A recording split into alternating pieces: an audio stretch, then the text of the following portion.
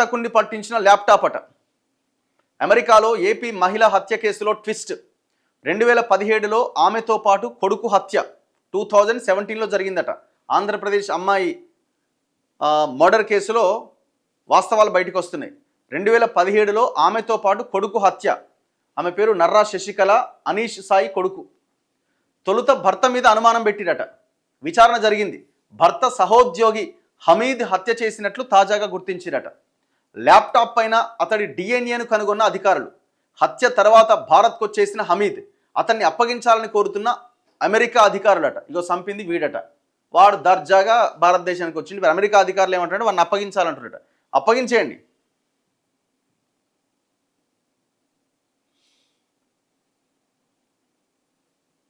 ఇగో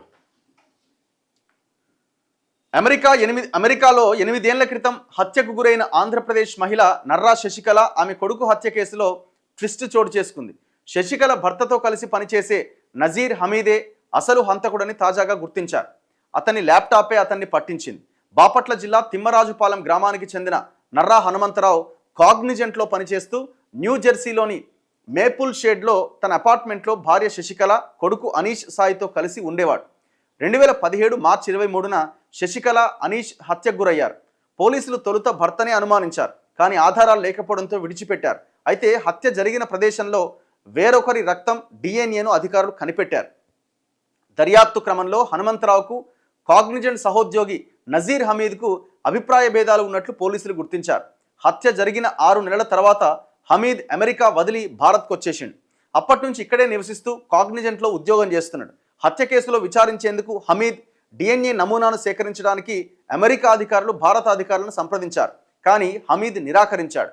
అయితే అతని ల్యాప్టాప్ నుంచి డిఎన్ఏ నమూనా సేకరించడానికి 2024లో కోర్టు నుంచి అనుమతి పొంది హమీద్ ల్యాప్టాప్ను పంపాలని కాగ్నిజెంట్ను కోరారు. వారు పంపిన మీదట ల్యాప్టాప్ ఆధారంగా హమీద్ డిఎన్ఏను హత్య ప్రదేశంలో కనుగొన్న నెత్తుటి నమూనాలు సరిపోల్చారు.